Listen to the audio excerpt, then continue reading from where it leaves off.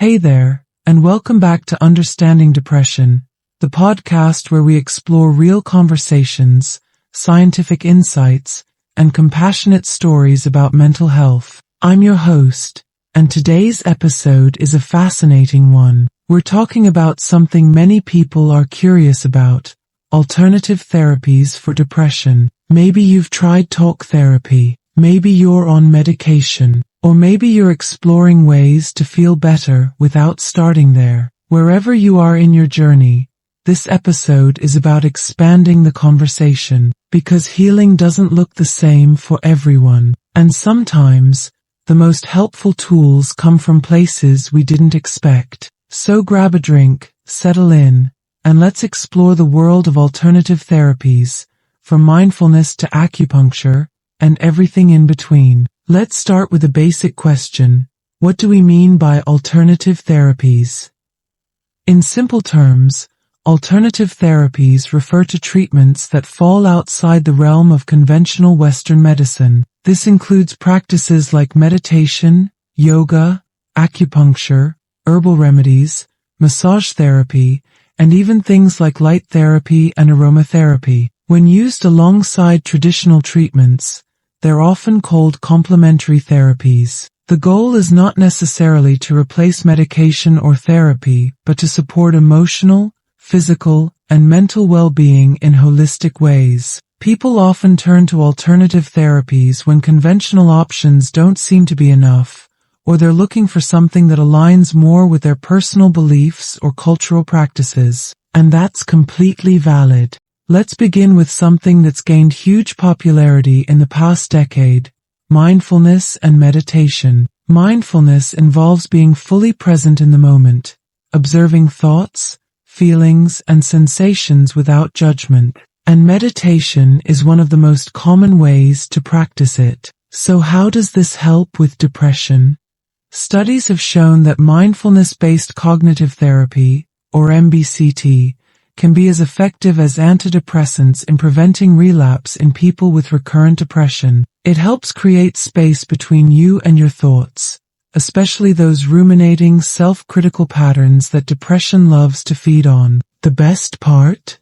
It's low-cost, accessible, and can be practiced alone or in guided settings, like apps or group classes. Next, we move to yoga, a practice that connects movement, breath, and mental awareness. Yoga has been found to lower stress hormones like cortisol, boost mood-regulating chemicals like serotonin and GABA, and even reduce symptoms of depression and anxiety. Certain types of yoga, like hatha or restorative yoga, are especially supportive for mental health. These practices emphasize slow movements, deep breathing, and relaxation. Many people find yoga helps them reconnect with their bodies in a positive way, especially important when depression makes us feel numb, tired, or disconnected. Acupuncture might sound intimidating to some. The idea of tiny needles being inserted into your skin isn't everyone's first choice. But this ancient Chinese practice has growing scientific support. Acupuncture is thought to stimulate points that influence the nervous system, hormone regulation, and pain relief. Some studies suggest that acupuncture can help reduce symptoms of depression, especially when combined with conventional treatments. It may also improve sleep, reduce anxiety, and support overall energy. Of course, results can vary, and it's essential to find a licensed, experienced practitioner. Now, let's talk about herbs and natural supplements. John's wort is one of the most well-known herbal treatments for depression. Some studies show it can be effective for mild to moderate cases, but it's not without risks. It can interact with many medications, including antidepressants, birth control pills, and even blood thinners. Other supplements that have been studied include omega-3 fatty acids, SAMe, and folate. These nutrients support brain function and may help boost mood in some individuals. Always consult a healthcare provider before starting any supplement. Just because it's natural doesn't mean it's safe for everyone. Depression often shuts down expression. That's where creative therapies come in. Art therapy and music therapy allow people to process emotions in non-verbal ways. Drawing, painting, composing music,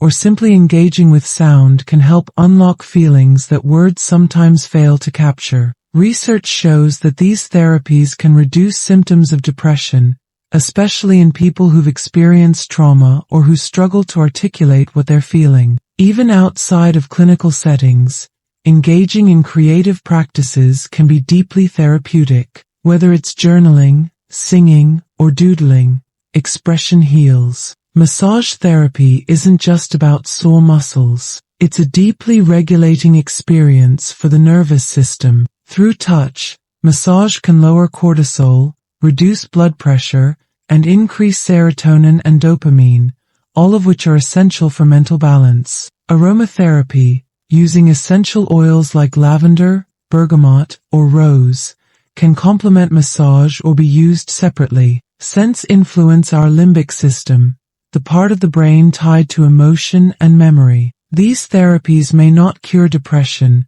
but they can help ease the physical tension and emotional heaviness that often accompany it. If your depression worsens during darker months, light therapy could help. It involves sitting near a special light box that mimics natural sunlight. This exposure can help regulate your sleep-wake cycle and boost mood-related chemicals. Light therapy is especially effective for seasonal affective disorder, or SAD, but some evidence shows benefits for non-seasonal depression as well. As with other treatments, consistency is key, and it's best to use light therapy in the morning, under guidance if you're also taking medication. Don't underestimate the power of a walk in the woods. Nature therapy, also known as ecotherapy, includes practices like forest bathing, hiking, or simply spending time in green spaces. Being in nature reduces rumination,